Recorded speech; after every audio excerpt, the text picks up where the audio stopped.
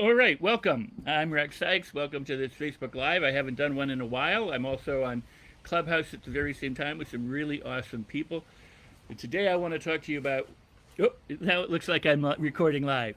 Okay, so I'm Rex Sikes and I'm on Facebook Live. Haven't done one in a while. I'm also on Clubhouse. And I want to talk to you today about why what you're doing isn't working and how you can make it work. And there are some secrets to it. And it's important that you know who to listen to.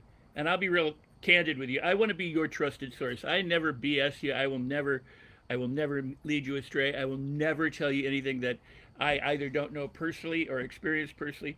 But I do want to be that person for you. It's important for me to have your trust and to connect with you and to let you know that I love you and I want you to really, really, really do well. So today we're going to talk about be, do, and have, which many people misunderstand. Even the teachers of neurolinguistic programming.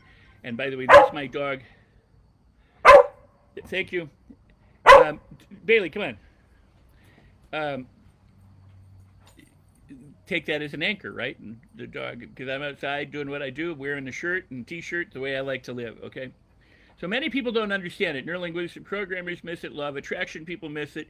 So many people miss this. It's a fundamental concept that needs to be understood, but not just understood intellectually. You actually have to experience it. If you're not experiencing it and it's just a thought, just more information, nothing's going to change. And this is, or if it does change, it's going to take a real long time. Okay? So it's important to understand these things, but to get them at a cellular level, to transform yourself and to allow yourself. Bailey, come on, lie down. She does this because I'm not paying attention to her. All right, come on, honey.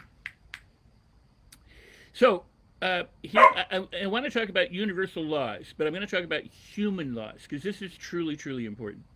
I'm going to talk about traffic laws. Now, this is something I know a lot about, and the reason I do is because I spent a large portion of my youth in traffic school, having ticket or another ticket after a time. And so I've learned the law quite well, mostly in California, and obviously the laws do vary from state to state, but there's enough in common. So if you drive or have ever driven, here's something that you need to know. We're going to talk about being on the freeway, for example. And it's an analogy and a metaphor, and it's useful for you to understand. Here's the thing. In Los Angeles, there's 5 lanes. There's to the right, there's the very first lane.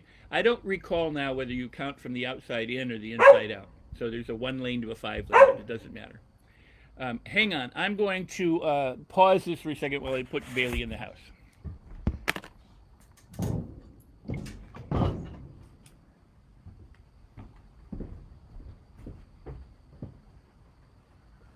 on in. There you go. You want to go inside? You can say that? Okay.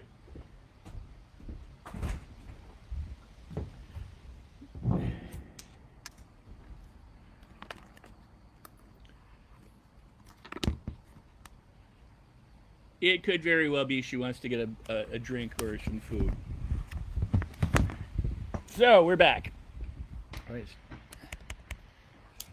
So the rightmost lane is what's considered the slow lane. Now I live in 2 places, California and Wisconsin. In Wisconsin, the laws are slightly different. In Wisconsin, the slow lane has a minimum speed limit. You can go 45 miles, but if you go slower than that, you might get a ticket. Although Wisconsin doesn't really have impeding laws, which I'll talk about in a moment. Now, all of this will make sense when we get through this. So if you don't understand it up front, you will in the end. California's right-hand lane has no, and the state doesn't have impeding laws, or it does have impeding laws, where Wisconsin does not have impeding laws. I may have misspoke.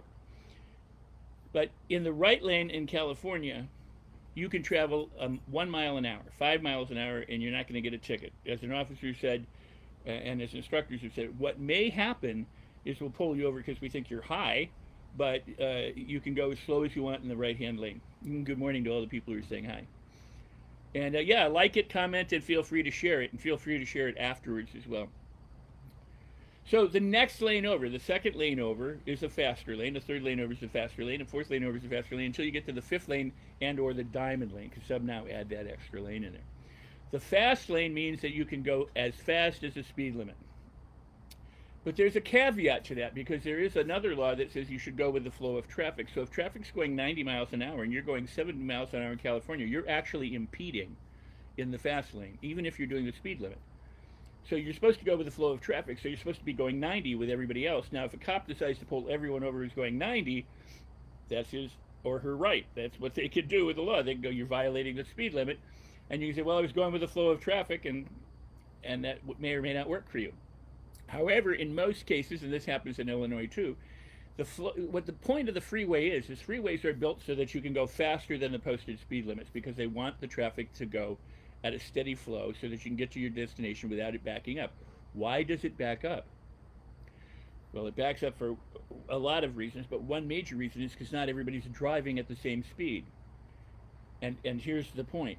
As you move from, and this will be backwards in the video apparently, or at least the way I'm watching it, as you move from right to left, you're supposed to get progressively faster, so that when you're in the final lane to the left, that's the fast lane. So if the speed limit is 70, and someone comes up behind you and they're going 80, some people go, I'm doing the speed limit, you have to go around me. You know, I'm doing the speed limit, I'm following the law, this person is breaking the law who's behind me, I'm doing the speed limit. Forcing the person to go around you. Now that person has broke the law, because you're not supposed to pass on the right. You're supposed to be faster on the left. And I hope my gestures are right, because it's different in the camera for me. You're supposed to be faster on the left than you are in the number 4 lane or 3 lane or 2 lane or 1 lane. Get that? So if you're one of these people who said, I'm following the law, you're actually impeding the traffic behind you. You can get a ticket for going 70 in the fast lane because you're impeding the guy behind you. He could get a ticket, or she could get a ticket for going around you because they're violating the law and passing on the right, which you're not supposed to do in most states, unless there's a sign that says you can pass on the right. Okay? These are man-made laws, but think about that. This is how humans do. Now, if everybody were going the same speed, traffic would flow. But here's the thing. Somebody in the number 3 lane is going slow. Somebody in the number 2 lane is going faster. Somebody in the number 1 lane is going faster than the person in the 3 lane or the 4 lane or the 5 lane. Guess what? If you're that person that's going in the 3 lane and people are passing you on the right, you're going too slow for where you are. You're supposed to move to the slower lane. You're not supposed to sit there and travel slowly and force people to go faster than you are on the right. That's why the traffic moves progressively faster as you move to the center of the freeway on both sides, coming or going. Got that? So if people are passing you on the right and passing you on the left, you're going too slow. You are the problem. This is what people don't get. And here's the thing. The signal that you're the problem is that people are going faster than you on the right. That is your alarm. That is the system. If somebody's going shh like that, even if they're going 100 miles an hour, but if they're going 70 and you're not, or they're going 75 and you're going 70, they're going too fast for where they are, and you're going too slow for where you are. If everybody went 70 with a number of car lengths between them, the traffic would flow. Yes, it will back up because of getting off on off ramps and things back up and things like that. But the idea is that you go with the flow of traffic. And if you're stopping the flow of traffic or backing the flow up of traffic, you are the problem. And the way you know if you are is that they're passing you on both sides. You have an alarm, you have an alert system to let you know you're not doing it right. You're going wrong. You're not acting correctly. Same thing with the law of attraction. So, and here's the thing, if you're stuck in traffic, and it's stopped, it's bumper to bumper and it's stopped, guess what? You are right where you are. The one thing in your life is you cannot get time back. You cannot get time back. And this is something you should know. You can get your money back. You may get some of your health back. You can do many, many things. You might get a relationship back, but you can never get your time back. Now, wherever you are on the road is right where you are. Your destination is out there. Where you left is back there. You're not at your destination yet. You know where you're headed, but you're right where you are. And where you are is your present moment, and you should be attending to your present moment, knowing that you're headed to your destination. So you need to do it safely.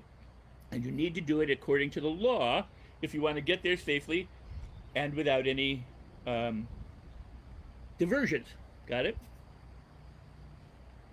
Now, if you're stuck in traffic and you can get on your car rough like some people do, you can scream and holler, you can pound your steering wheel, you can sit there and sweat and frustrate, or you can stop and relax and realize I'm right where I'm meant to be. I'm not going to get anywhere any quicker. Yes, I have an appointment. Yes, I probably will late, but this is what the universe is giving me right now. And use it to meditate, use it to relax, use it to de-stress, use it to drop into the present. Because you can't be anywhere else. You cannot be anywhere else. And if you can't be anywhere else, why are you fighting it? And that is a huge point that you need to know. Viktor Frankl was imprisoned, as many people were during the Holocaust. Imagine if you're in prison. A lot of prisoners do this. They're in prison. They're there for a life term. They're never going to get out. They're there for 5 years. They're never going to get out for 5 years till they get paroled. How are you going to go through that experience? Are you going to hate every minute of it? Are you going to fight every minute? Are you going to resist every minute? Or are you going to relax into it and let go? Because you're not going to get your time back. So how are you going to serve your time? Viktor Frankl found out how to serve his time in a concentration camp by saying, it doesn't matter what you do to my body. You can imprison me, but you cannot imprison my mind.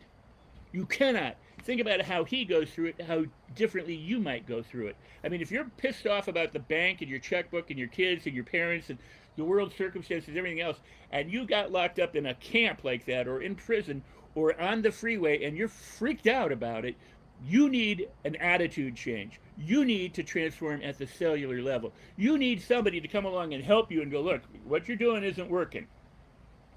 Because you're not going to get your time back. You're not going to get the time back between here you are and there you want to be. You won't get it back by being angry and upset and frustrated and confused and sad and depressed and ready to kill yourself or kill someone else. Get that?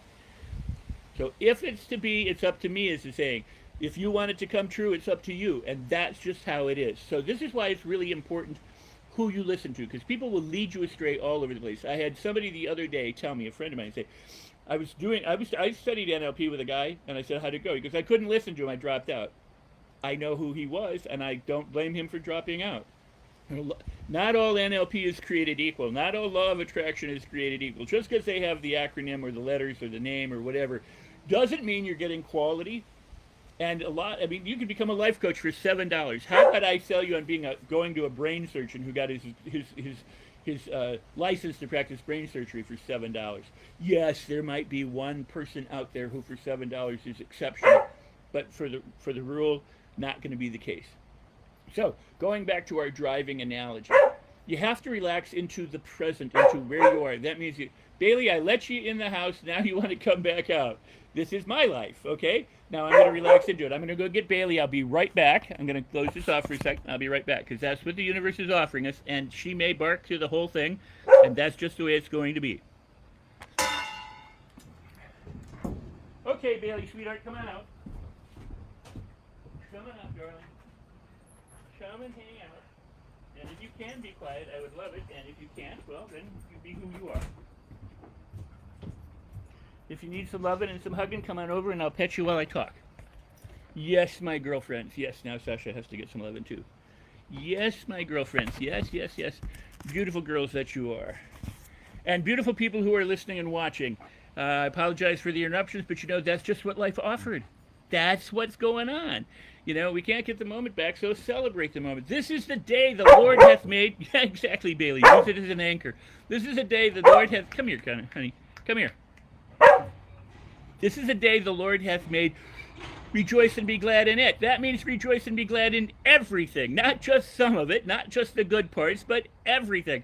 And if you want your day to be magical and miraculous and magnificent and memorable, then you have to make all your moments that way. And the only way you make your moments that way is when you transform you to be that way. Be, do, have. All right, so the freeway, you're on the freeway, you're getting signals from people that what you're doing isn't working. You're going too slow. You need to go with the flow. Okay, that's what your emotions are. That's what your feelings are. That's what your problems are. That's what the catastrophes are. That's what all the stuff that's going around you is. They're alarms. They're the alerts on your dashboard. They're the signals that, hey, you know what you're doing? You can change. This is an opportunity to change. It's an opportunity to release. It's an opportunity to let go.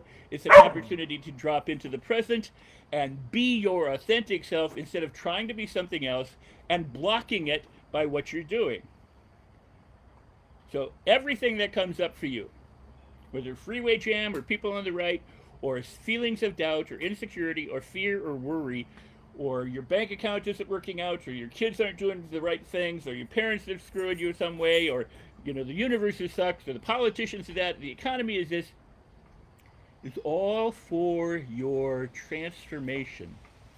But you will not transform until you become a person of transformation. If you can know this, I mean, I talk about this for 40 years, and there are people who've listened to it for 40 years, and they do nothing. You can have all the right information. You can know what you should do. You can know what you could do. You can know where you've gone wrong. You can know all the reasons why and everything else. But if you don't actually do it, you won't get it, and you won't be it. And if you won't be it, you won't be doing what you need to do in order to get what you want to have. So being comes first. It's an identity thing. It's who you are. You transform at the cellular level, at the neurological level. I show you how to do that. This is what I am great at. When it happened for me, I was a little off after 25. By the way, here's another thing. I don't talk much about myself, and when I do, it's really important that I'm telling you something. But there are people who talk about themselves all the time. They will tell one story after the other about how they did this and do that, and then say, I never talk about myself. But if you know me, I talk mostly about the work. I talk mostly about what you can do to transform yourself, and once in a while I'll throw in a personal illustration. But it's not about me, it's about you. It's about you, not about me. I'm just somebody here who's has gone before you, perhaps. I may be a little bit ahead of you. I may be miles ahead of you, but I want to walk with you, and I want to help you transform. And I can help you transform at the cellular level. I can help you change your DNA. It's going to happen eventually, whether it's this lifetime or hundreds later. I don't know. But if you're here now listening, maybe this is the right time for you to decide to do something about it instead of just know something about it. Become it. Don't just think about it. Yes, you manage your mindset first, and you get in touch with your feelings so that you can have things. And there's so much of this. We may not cover it all today, but we're beginning this exploration. We talk about it in Clubhouse. I talk about it in all my programs. And by the way, here's something, and I'm going to put this right out there. If you don't have the attitude activator, why the heck not? The number one predictor for success in everything you do is the attitude, is your attitude. It's the number one predictor, especially in health and healing. And if you don't have the attitude activator, how come? And if you give me, I can't afford it, it's like $50. If you say I can't afford it, I haven't thought about it, it's an excuse, it's a reason, it's whatever. Get it and transform your life, and I'll tell you why in a second. And that's because I did the heavy lifting for you. Get it. Get my book if you don't have my book. Get the free training if you don't have the free training. Get your, even Bailey is agreeing right now. Get into a program if you're not into a program. Because this is how you're going to transform. It's not going to transform having the information and knowing you should. You're not going to get your time back. So if you're waiting for something different, another time or another reason or another excuse or for things to change, all that time is going to go by and you're going to miss it. And I'm going to tell you something else. I don't care how rich you are. There are plenty of rich people who are not living beautiful lives. They're so busy being rich and controlling their money and controlling their businesses, they don't have time for their kids, they don't have time for their family, or they've built it and they lost all their time. You know what? I raised my children. I made a conscious decision to be a stay-at-home dad, to leave public life, to consult and do that kind of stuff behind the scenes, but so that I could be a stay-at-home dad, so that I could raise my children, so I wasn't a summer dad, so that I was present with them 24/7. My girls and I are almost inseparable right now. I take them everywhere I can. Why? Because I love them, and that we will never get the time back when we're apart. So I want my loved ones and me to be connected, forever in whatever way we can be. And I'm fortunate that I can live my life that way, and for good reason. But I do what I want, when I want, where I want, with whom I want. I live the life that I want to live, and I don't let circumstances dictate it. Does that mean that there aren't things that come up for them? Sure. And we get through it, we get around it, we get above it, we go through it, whatever. Okay? But where I came into my power, when I was 25 years old, I tried to kill myself after a doctor's misprescribed pill, so I'm not going to go through the whole story. It's in my book. You've heard it before. I was devastated. I felt grief, regret, remorse, resentment. I hated myself. I hated what happened to me. I hated the world. I hated God. I hated everything. I was angry. I was sad. I started to drink after the fact. After I'd been misprescribed pills, I started taking more drugs afterwards. They wanted to put me on drugs, which I was smart enough to refuse, but I was still engaged in all this stuff. And then I locked myself into my apartment for 6 weeks, and that's when the secret happened for me, right? That's when I finally unlocked how I could change, and I became a different person. I became a different person. And I always describe it as this because it can happen. Change can happen in an instant, or it can happen progressively. But when I left my apartment after 6 weeks, I did so as a newborn baby. I ventured out like a baby, learning to crawl, and then learning to walk, and then learning to run, and to learn all those things. I was a new person. Where I came into my power was maybe a year or two later, when I was meditating. I was lying on the ground, on the floor of my apartment, and I've told this story before, and I thought, I've walked all these years, and I must have been 25, because I always said I was 25, but I was but 25 years old, and it's like I've walked for 25 years on these feet, and I've never thanked them. They've carried me, I've done massive amounts of damage to my knees and my legs, the tendons and things, and not so many broken bones, but just tendon and tissue damage and things like that, in accidents, sporting and stuff, and so and in a car accident and other, and so I went, my legs have carried me through the world for these 25 years, and I've never ever thought to be grateful for them, and I started to thank, my toes, my skin, my toenails, my joints, the tissues, the cartilage, the bone. I thank them for everywhere I traveled, for stubbing my toes, and I'd never thought about it, for injuring myself, my ankles. I mean, I would just go through everything I could to the cellular level. I was just so grateful for everything. The atoms that make me up, and I went through my entire body. I was there for hours, and I was so transformed because I was finally falling in love with myself and with the processes of my body, that my food was being digested and things were going on that I had no conscious control of. My conscious mind sleeps, my unconscious mind is always awake.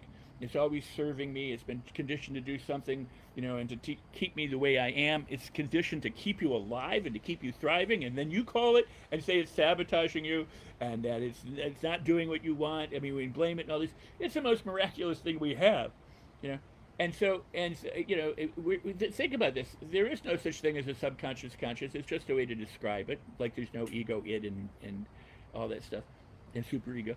Those are just descriptions, but they're processes, right?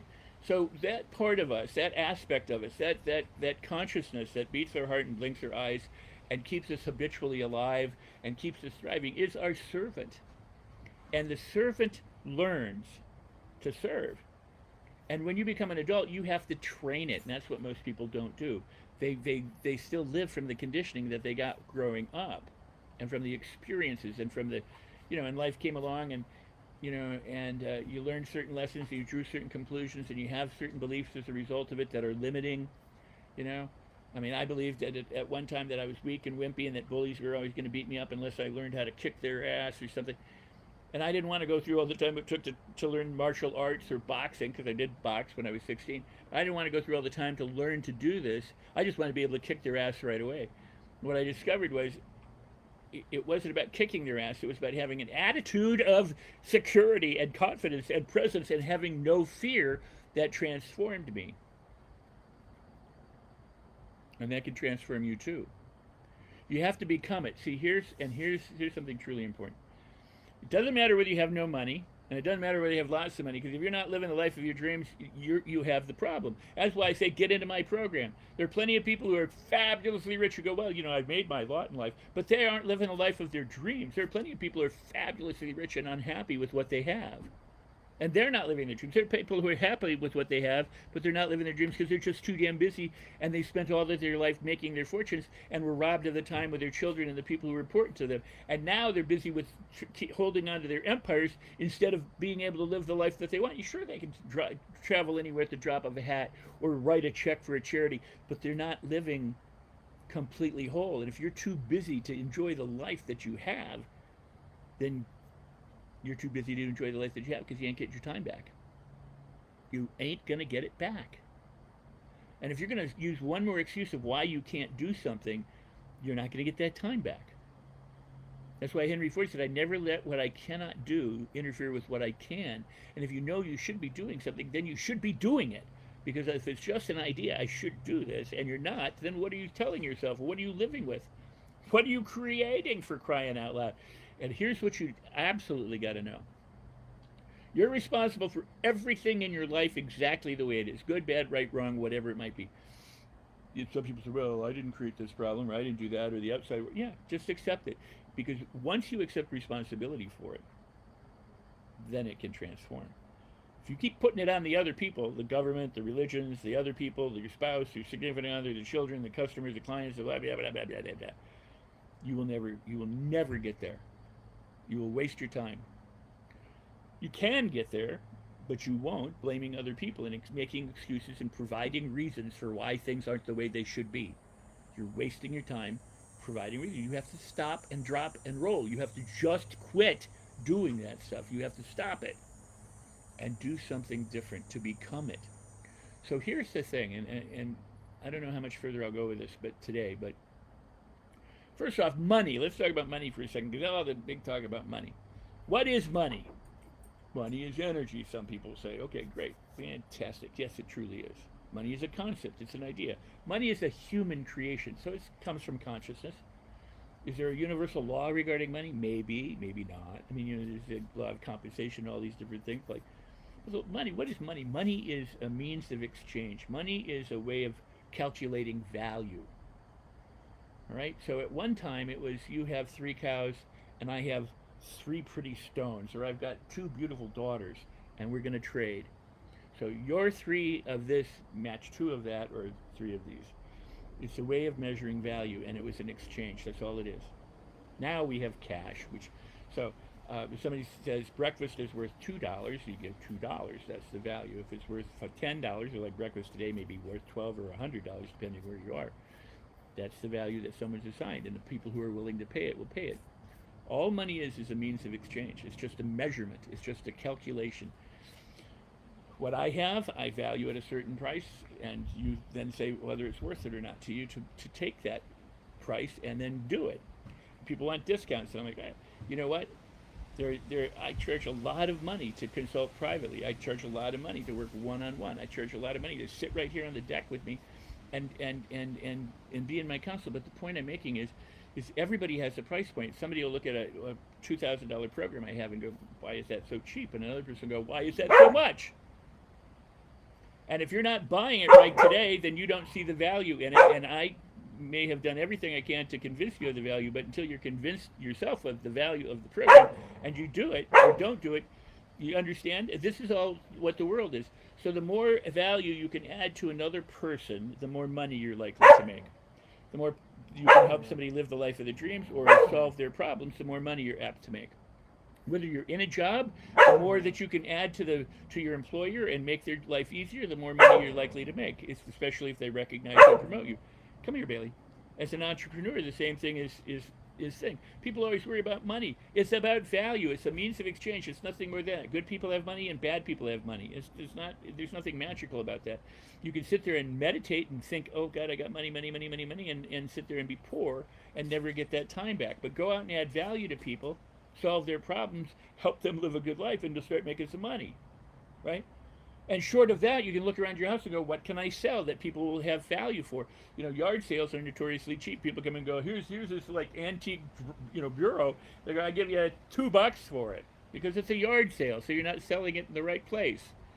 Go somewhere else, and that same bureau might go for $50,000 because you've discovered that it's a rare antique that your grandmother had in her house all these years, and you didn't know. You just saw some bureau that ended up in your garage. So it depends on, people assign value in different ways. All right, so here's what is.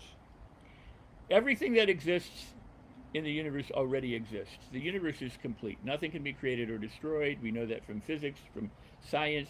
Energy can only be transformed. That means the life you want, the goal you want. Come on, Bailey. Come here. Come here. Don't sit there and bark at me. Just come and get some love. Everything already exists. It's invisible to you at the moment, but it can become visible. And as we say, things are always created twice. It's once created in the mind, and then it's created in the physical reality. It's transmuted from the invisible to the visible. The seed that is planted, the potential inside that acorn, you cannot find it, you cannot see the oak tree, but you plant it, and the potential is released. And that invisible oak tree grows into that oak tree. There's no reason why you can't have everything you want right now. Doesn't mean it's going to appear like an I Dream of Genie thing, where poof, it's right there. But you transmute the invisible to the visible. Okay? It already exists. It's already yours. You are already it. You already own it, have it, possess it, and are it. Get that? It exists in that way. This is why the creation, that God looked at it and said, this is good. Whether you believe in that or not, I don't care. It's an analogy for saying creation is complete. It's good. It's finished. The work of Jesus on the cross was finished. He ain't going anywhere else. Nothing needs to be done. It's all complete. And Jesus said, I and the Father are one. Not I and the Father will be one, not you and the Father. He said we are all sons of God. You got to read the Bible correctly, not the way it's been taught for so many years by so many people to make some people cool and some people not cool, right? But all ancient texts pretty much tell the same story in different ways. Everything you want already exists. That means it's already yours. You are already it. But you live as if you don't have it and are not it. And that's why you don't have it. Because you want it when you already have it. You don't even recognize it. It's like having that $20 bill in your pocket. You don't know it's there, wanting $20. Looking all over to get some money, but you got it right there in your pocket. If you're not aware of it, it's of no use to you. There's no value there. It's in your pocket, but you can't spend it because you don't know you have it. Same is true with you. You are authentically you. If you want to be a billionaire, you're already a billionaire. You are already the person who can manifest anything and everything because you're manifesting what's going on right now.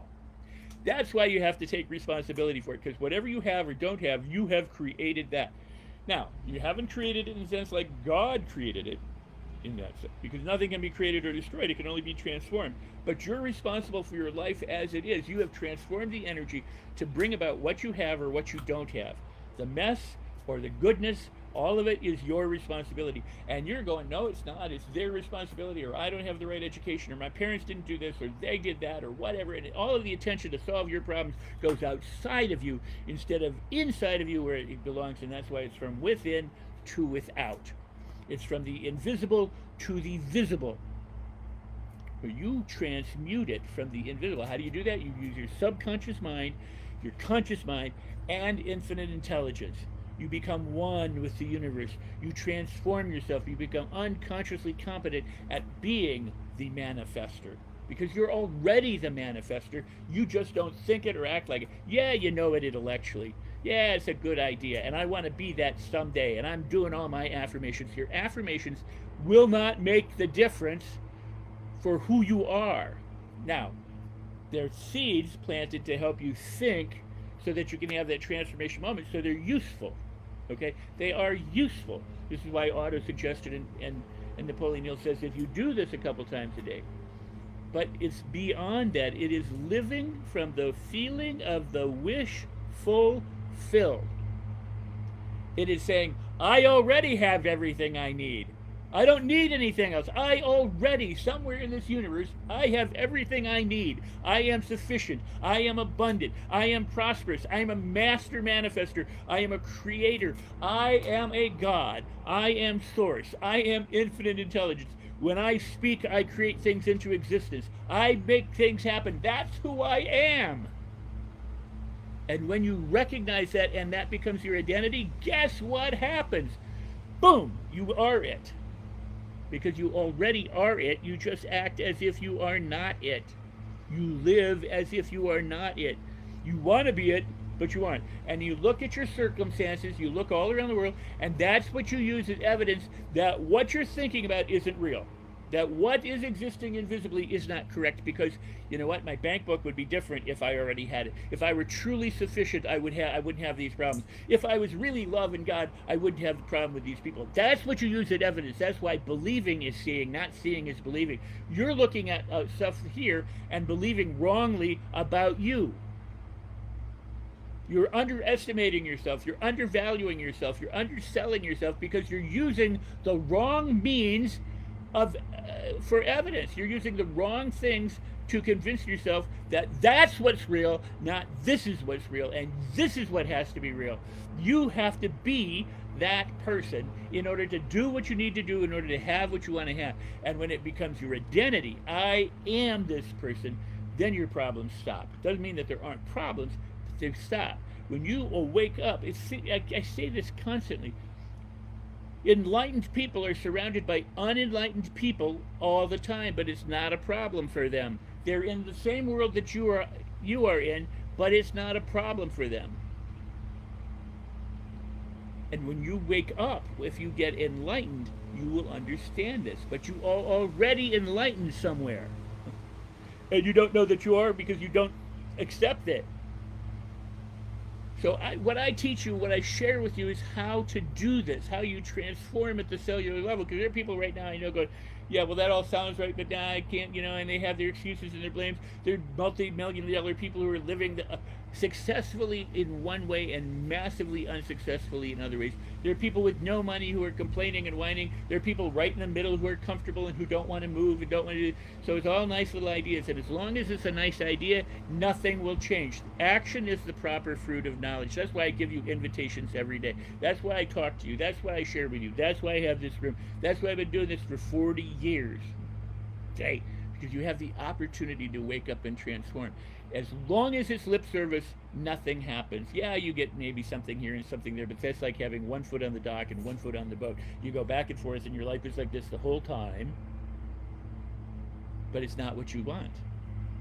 Because what you want already exists and you don't claim it.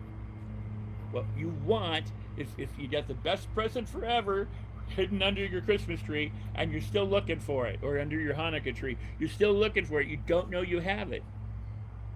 And meanwhile, you're driving down the road and people all around you are giving you signals. Hey, your alerts are going off. Your feelings are going off. Your circumstances are going off. Your troubles, your problems, your bad feelings, your fears and hopes and anxieties are all there so that you can drop them so you can become your authentic self. And you're not paying attention to the signals. And I'm sitting here yelling at you like that, voice in the wilderness going, hey, guess what? Guess what? There's another way. And you go, oh, that's great, Rex. That's cool. Thank you so much. Thank you. And then you go on another day without doing anything about it. I can't, Only you will know the value of it when you take the value of it. That's why I say, if you don't have the attitude activator yet, what on earth are you waiting for? You have a tool, a method, something that can help you activate your attitude. It's done for you. All you have to do is listen to it, and you haven't got it yet. Okay? It doesn't matter to me whether you get it or not. I mean, I would love everybody in the world to have an attitude activated. I'd love everybody in the world to do my programs, whether you do or not. It's not gonna make me better or worse. It makes me happier when people dive in and do things and transform their lives, because that's why I do this. Come here, Bailey. Come on, sweetie. You have been barking, but I don't know why. Come on. Come on. Come on. Come on. Come on. That's right. That's right. Daddy not giving you enough attention. I think they think I'm an alpha dog, right? They don't really know any better, and they're like, hey, come on. So my point is this: you got to be it to do it to have it, and if you aren't it, you're going to struggle. That's just the way it is, because most people will try and do things instead of being it, and you got to become it in order to get it. Got that? They want to have things, so they try and they struggle and they work harder and do all this stuff. It's really very simple, not necessarily very easy. That's why I share you how. That's why I guide you. That's why I do what I do, because it, there's a process to this. But you can do it. You can do it, and I invite you to join me. Let's travel the freeway together. We get stuck in traffic. We'll sit there, meditate, and celebrate. That's why I say celebrate everything. This is the day the Lord hath made. Rejoice and be glad in it. And I see that we're going past the room time here, and I thank you for your attention. I have a hard break that I got to get to because I got something going on a little bit. But I'm glad that we've been able to do this. It's been a while since I've done a Facebook Live, and I get to talk every day in Clubhouse, but take action. If you do not take any action with what I've just said, there'll be nice words, there'll be food for thought, there'll be this, that, and the other thing, but time will still be going on. And if you don't transform yourself today, when are you going to transform yourself? You can have everything now. You can begin the journey right now. And there'll be people who go, well, I don't know. And okay, do what you have to do in order to live the life you want to live, and we'll catch you the next time around. I mean, what can I say? Go with God. That's the most I can say. Peace be to you, and learn to celebrate everything. Make your life marvelous. I don't hold it against you if you don't join me. I may think you missed an opportunity, but I'm not going to hold it against you. I love you. I want you to do well, whatever you do, whoever you choose, wherever you go. Go with God. Go in peace. Make the world a better place, but make your life better first. Put your mask on so you can help other people. Okay? So, I love you. There's so much more I would love to be able to say, but we did. I get caught up in this. You know, I love this so much. I get caught up in this. I want to give it all away. I want to share it with you. I want to help you help yourself. And so, apologize to the room for going on. And in the room, if they decide that they want to keep it open, they can do that. That's the clubhouse room, and I encourage you to share this video, like the video, comment on the video. I see that some people did. I can't read them so much when I'm doing this, but I appreciate everybody who's here. Share the video if you find value in it, and most importantly, transform your life. Learn how to become it. Join me. That's what I had. Join me. Drop into a program with me. Let me help you. We'll do coaching calls. We'll do videos, Q&As, questions. We'll have a whole wonderful time together. I can't do it if you don't reach out to me. All right? All the best. I love you. Much love, peace, and blessings. Make all of your moments magical, miraculous, and magnificent, and memorable by celebrating everything, because this is the day the Lord hath made. So rejoice and be glad in it. And when you become that person who can rejoice about anything, like Viktor Frankl, when you can accept the circumstances as they are, nothing can hold you prisoner. Nothing can hold you prisoner. Know this. All right, I'm Rex. And with that, I'm out.